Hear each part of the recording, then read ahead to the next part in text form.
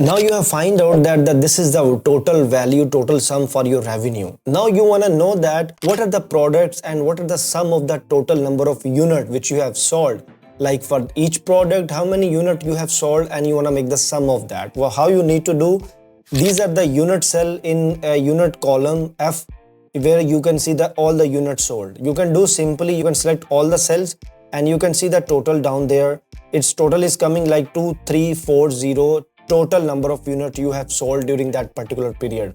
You can click this shortcut button, which I use mostly. So it will give you formula and your range. You can simply put enter and you can see 2340, that unit you have sold for the particular month. The other way, you can write out the formula and you can select all the cell and press enter. Simply you can get the total number of units sold to get that revenue.